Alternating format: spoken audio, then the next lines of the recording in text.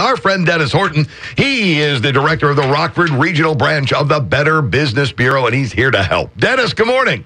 Good morning, Riley. How's everything going this morning? It's a beautiful morning, isn't it? It is a beautiful morning. It's a great day to avoid someone sticking their hand in your pocket that doesn't belong there. You're absolutely right.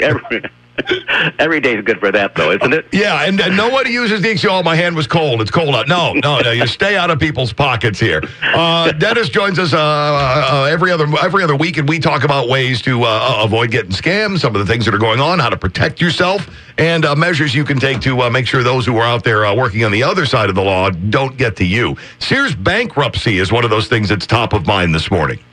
Yes, and regardless of the company,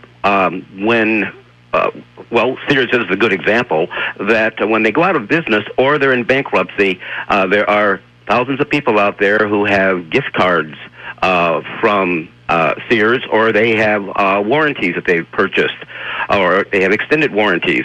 What happens to those gift cards? Now, at this point, we know that there are 140 plus stores that may be closing by the end of the year. Right. We don't know yet if that's going to affect the stores here at Rockford, but the issue people should start thinking about is if you have a gift card and they're like me or they're like you, you have a drawer full of gift cards that you haven't used. Right. That's where we make the mistake. We don't use those gift cards as quickly as we should. We can avoid a lot of trouble if, when we receive that gift card, we decide there is something I need or I want, or I just go spend it.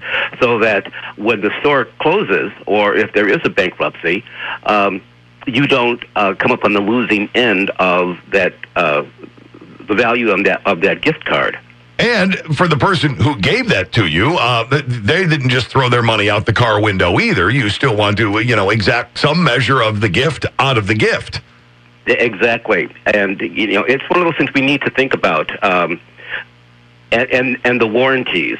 We need to, as much as we don't like doing it, but frankly, we need to read the fine print and make sure we know what we can do and what we cannot do. In Illinois, gift cards do not expire.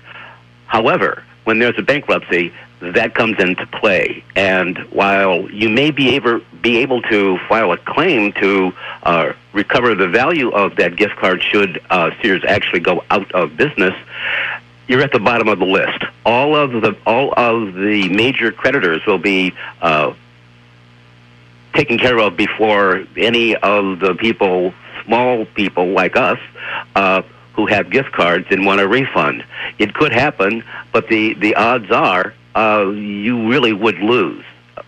And, you like you said, it's not the worst thing that could happen in the world, but depending on what that gift card is worth, it is still money that is going absolutely down the drain if you don't take advantage of it. Exactly. And who wants to, as you put it, who wants to throw their money out the window? Nobody.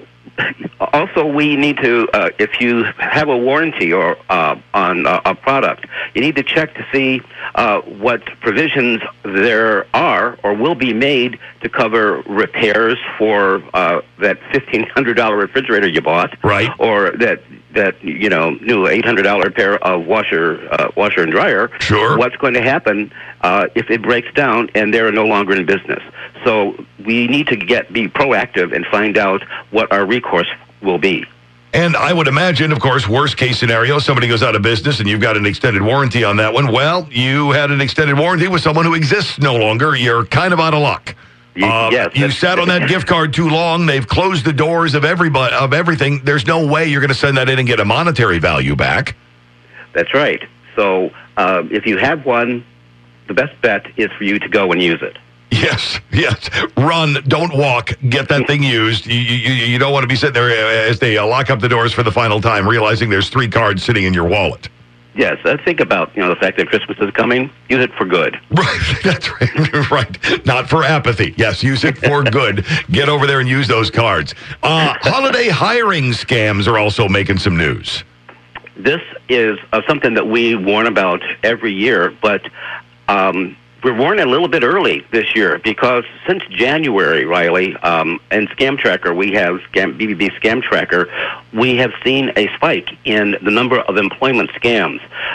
We have losses totaling more than $3 million from employment scams. People looking for jobs and find out that they have been taken.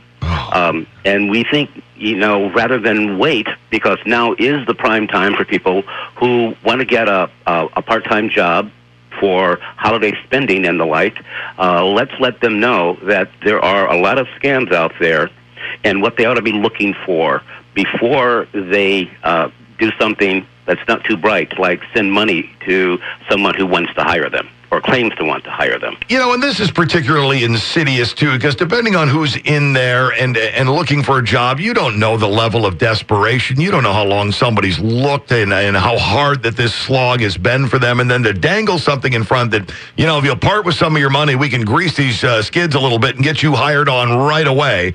And the next thing, it's like the Nigerian letter scam run through an employment agency.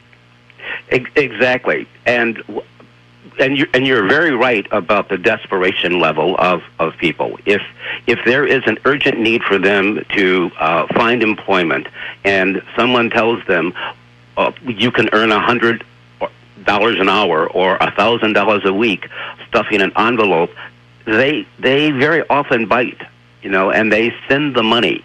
And the first red flag for anyone is if you're asked to pay in advance for any kind of employment, then you are about to be scammed. Yeah, because you shouldn't be paying someone to pay you. It doesn't make a whole lot of sense, but at the same time, it's easy to understand how, someone can bait that trap to the point that, it's only a couple $100 I send, but that moves me up to the top of the list. Yes, they think it will move them up to the top of the list, as do those other 1,000 people who now are paying this alleged company for an opportunity to work for them. Again, if any time you're asked to pay to go to work for someone, there is something not quite right there. Yep, and especially if you want that money up front before you have any sort of employment agreement going on at all.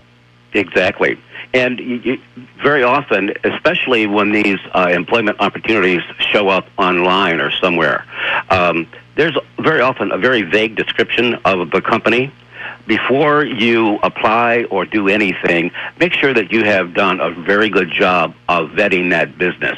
Make sure that you know who they are, if they actually exist, and you can do that by contacting us here at the BBB. But very often you see this opportunity to earn much-needed money, and they jump on it. Before you jump, give us a call. Yeah, and for people who have never placed a call to the BBB before and then, never looked in that charge for what you guys are doing, correct?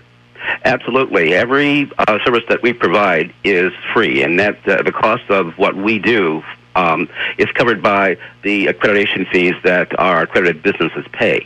So that's one of the things about our accredited businesses that we applaud them for, is because they understand the need for services that we provide, that we can give you pre-purchase information, not just on their own businesses, but on those throughout the community. And we can also help you or guide you through some problems that you might have. If you are a victim of identity theft or something like that, we have staff here who can help guide you and give you a path to how to resolve these issues without having to go to an attorney and spend thousands of dollars on doing something that you can very well do yourself. It may take you a little longer, but you can do it yourself and not cost yourself any more money or grief. What an outstanding service you provide at the Better Business Bureau to help people out with that. And people who found that they have kicked out money to try to get a gig only to find out they didn't get the job and they're out the money. What kind of recourse do people have?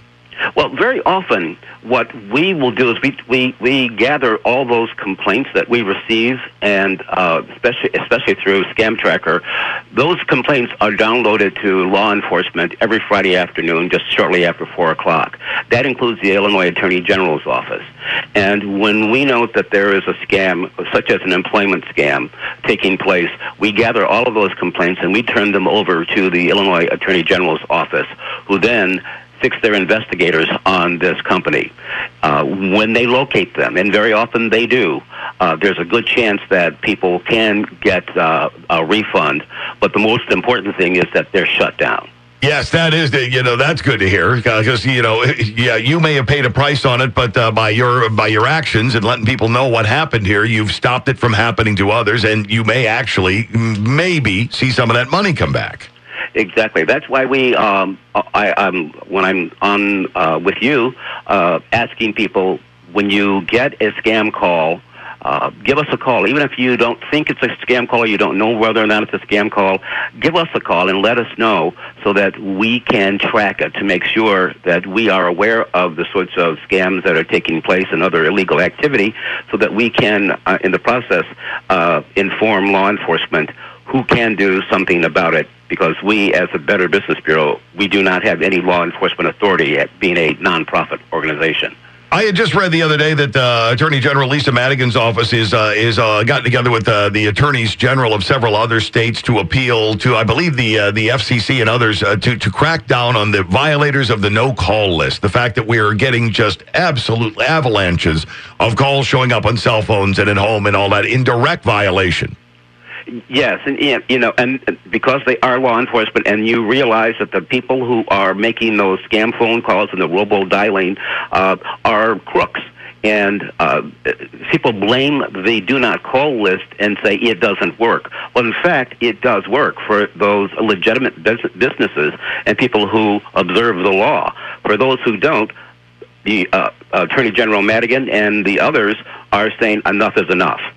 And boy, I hope the FCC does take some action on that one. I don't know about your phone, Dennis, but mine, I get at least a half a dozen a day.